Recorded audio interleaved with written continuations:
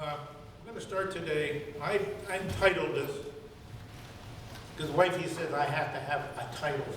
So, as Vern and I talked earlier, you got to keep them happy, right, Vern? That's right. So I titled it, Lies Has Consequences. Did they ever hurt anybody? So we're going to start out at 1 Samuel 21.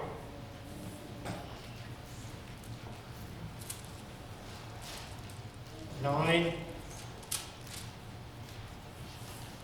got to get it on right there. 9 through 22.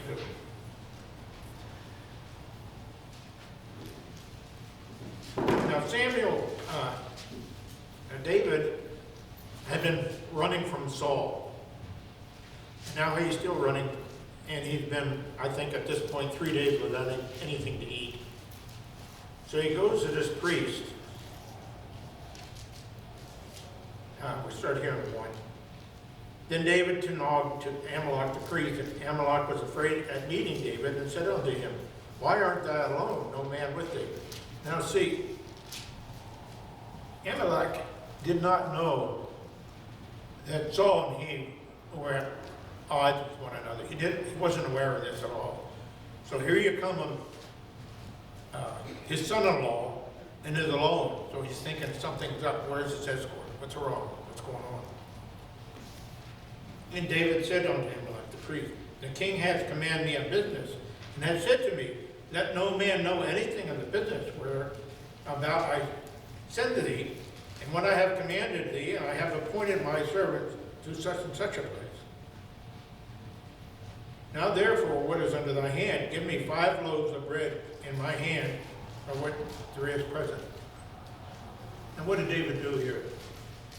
He started his first lie. He didn't tell him the truth. And it goes to show, why did God record some of these men and some of the evil deeds he did? I mean, David, he was convicted of murder and so many things, but God still called him a man after his own heart. So I'm sure some of us have done some pretty bad things, but we all got to remember, all we got to do is come to the Lord for repent. Truly repent, the Lord will forgive us no matter what we've done. And the priest answered, David said, There is no common bread under my hand, but there is hollow bread, if the young men have kept themselves from women. Back then, they had to have a certain amount of days with no sexual contact. Well, David and his men had been by themselves for a while, so they were clear. And also you see that the priest also inquired of God if he could do this. So the priest gave him the hollow bread, for there was no bread there but showbread that was taken from before the Lord and put on hot bread in the day when it was taken away. Now a certain man of the servants of Saul was there that day, detained before the Lord, and his name was Doeg, an Edomite, the chief of the herdsmen that belonged to Saul. Now this guy hated the Israeli people. He was from Edom. He was an Edomite. But Saul had welcomed him into his house and put him in a high position. He was a herdsman, which was head herdsman. It doesn't say, because I've searched the other commentaries, and nobody is specific, sure what he did, but he had done something wrong, because you see this, it says he was detained before the Lord. He didn't want to be there, but he was detained.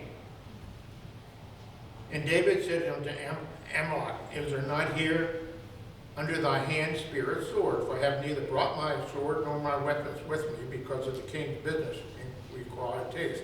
He lied again. And the chief priest said, The sword of Goliath, the Philistines, whom thou slewest in the battle of Eli, behold, it is here wrapped in a cloth behind with the ephod. If thou wilt take it, but there is no other.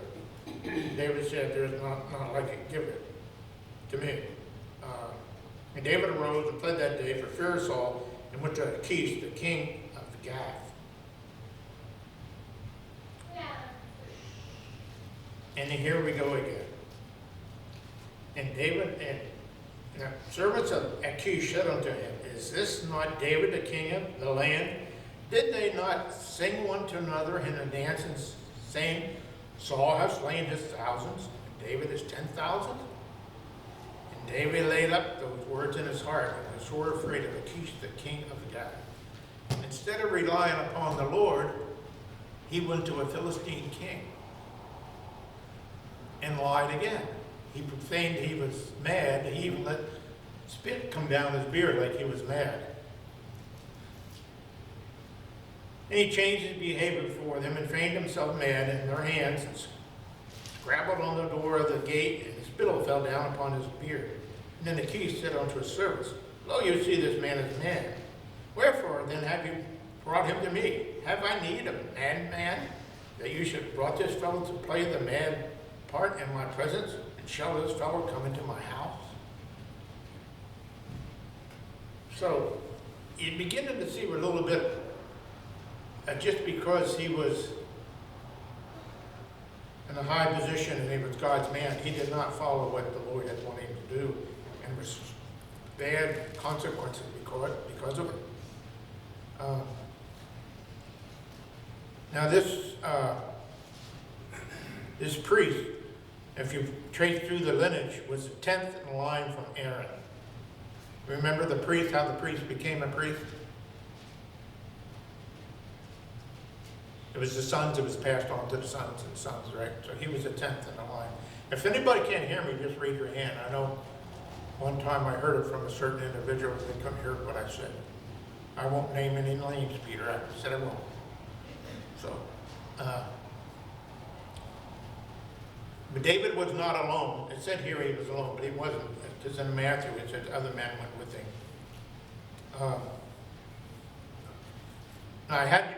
This morning I wrote Psalms 52 because if you read the beginning of the Psalms, David wrote this song about Doeg. He felt guilty with what's going on, what he did, and he wrote this Psalm 52 because of it. Now,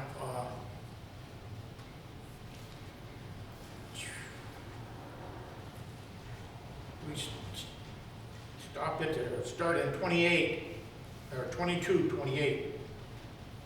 And you're talking about Saul here. Saul said, that all you have conspired against me, and there is none that show me that my son hath made a league with the son of Jesse. And there is none of you that is sorry for me, or showeth unto me that my son hath stirred up my servant against thee, to lie in wait. That's this day. Saul was trying to find him, but every time he thought he was there, he'd go there, and David was someplace else. David was running away. So he got angry. So he went where he last heard David was, and this was the house of all the priests. Then answered Doeg, the Edomite, which was set over the servants of Saul, and said, I saw the son of Jesse come unto Nob to Amalek, the son of Ahithub. Remember, Doeg was there when David came. But David still lied in front of him. And he inquired the Lord for him, and gave him victuals, and gave him the sword of Goliath the Philistine. Then the king sent to call Amalek the priest, the son of Ahithub, and all of his father's house, the priests that were in Moab, and they all came to the king. And Saul said, Hear now, thou son of Ahithub. And he answered, Here I am, my lord. And Saul said unto him, Why have you conspired against me, thou son of Jesse? And that thou give him bread and a sword, and hast inquired of God for him, that he should rise against me to lie in wait as to this day? Then Amalek answered the king and said, And who is so faithful among our servants as David, which is the king's son-in-law, and goeth at thy bidding, and is honorable in thy house? See, he knew nothing about Saul trying to kill him. Did I then begin to inquire of God for him? Be it far from me, let alone the king, to impute anything unto the servant, nor to all the house of my father. For that servants knew nothing of all this, less or more. And the king said, Thou shalt surely die, Amalek, thou and all thy father's house. And the king said about him, the footman that stood with him, Turn and slay the priests of the Lord, because their hand also is with David, because they knew he had fled. And they refused to do it, because they knew that David was a priest. These are the priests of God. And the king said to Dael, Turn and fall upon the priest. And Dael, the Edomite, turned and he fell upon the priest and slew on that day 75 persons that did wear a linen ephod. Now he didn't do that himself. He had other men with him.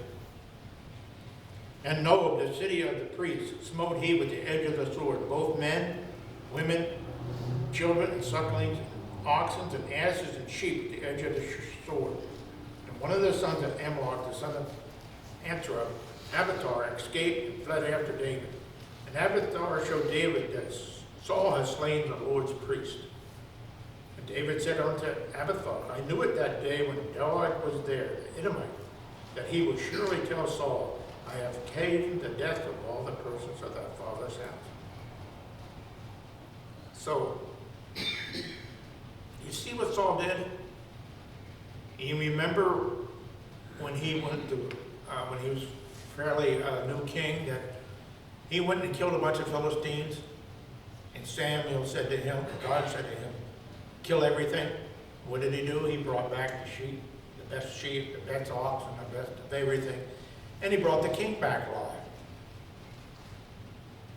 He would go against God and do what he wants and save all these people. But then he turns around and he kills all of God's priests. You see how it flips so quick. So between David lying and Saul, what he did, they killed hundreds of people. Hundreds of people suffered because of that.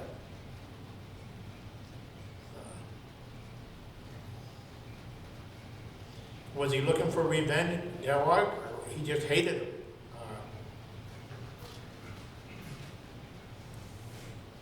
Now you stop and think, what's going through your mind right now? Why would God allow all these priests to be killed? It's not only the priests, it's the whole city, right? The whole city, the priests' wives and their children, and all the possessions. Go back to 1 Samuel 3:11.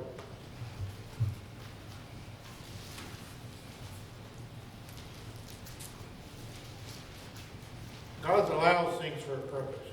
Doesn't mean he doesn't, but he allows it. 3:11. And the Lord said to Samuel, Behold, I will do a thing in Israel, at which both the ears of everyone who heareth it shall tingle. And that day I will perform against Eli all the things which I have spoken concerning his house when I begin. I will also make an end. For I have told him that I will judge his house forever for the iniquity which he knoweth, because his sons made themselves vow, and he restrained them not. And therefore have sworn unto the house of Eli, that the iniquity of Eli's house shall not be purged with sacrifice nor offerings forever. See, his sons, his two sons, were in the temple with Eli, and they abused their privilege, they lay with women, they took the best of offerings, which they weren't supposed to do, and Eli never did anything about it. So God told him, right there, concerning his house, when I begin, I will also make an end. All these priests were his descendants. So God didn't make these priests to die. He knew it was going to happen. So he kind of predicted it. But God is not mocked. What he says will come about. You may not understand it, or why it's happening, but there you can just see why that was done. Now that doesn't let Doeg or David off the hook. They were still accountable for what they did, for the blood that they spilled. But there was one priest that left, survived, And that one priest that survived went with David with his ephod. Now his ephod, you know, you read in the Bible there, or David or somebody sought the Lord's face and God told him so and so. That does not mean like Moses. Moses had conversations with the Lord. He didn't see him, but he had voice conversations with the Lord. Most everybody, like David and everybody else, had to go to a priest, and they had an ephod. It was a breastplate, and had two stones, two opal stones on it, and then underneath it, on the golden chain, it had 12 more stones. Each of the 12 stones were for the 12 tribes of Israel. So the priest would ask a question to God, and the two stones, the opal, would answer yes or no. It would light up. One or the other would light up. It would be a yes or no answer. I know that seems kind of far-fetched to us, but you're talking about God who created the universe. So, I mean, so that's how David escaped a lot of Saul when Saul was after him. Because he just didn't, when this one priest escaped, he went with David and he took his ephod with him. So David knew all that was going on. Then it goes, Leviticus 19:4. You shall not steal, neither deal falsely, neither lie for one another. Exodus 20:16. Thou shalt not bear false witness against thy neighbor. So, you say, well, a lie is, you know, just a lie. A lie has consequences. And then if you tell so many lies, after a while you're going to think, what did I just say? How am I going to cover that up with another lie? And you get yourself into a trap. Just remember, God used what man did. It doesn't mean he did it. God used the Pharaoh. He knew the Pharaoh's heart. And sometimes you think, you don't understand God. Well, you're not going to understand God because you're trying to understand God in your mind, in God's ways are far as above the heavens or above the earth than us. We don't understand it. Because God can foresee what's going to happen and he uses that. That doesn't mean he created it, he just used it. I know that's a short message, but I thought you'd get something out of that.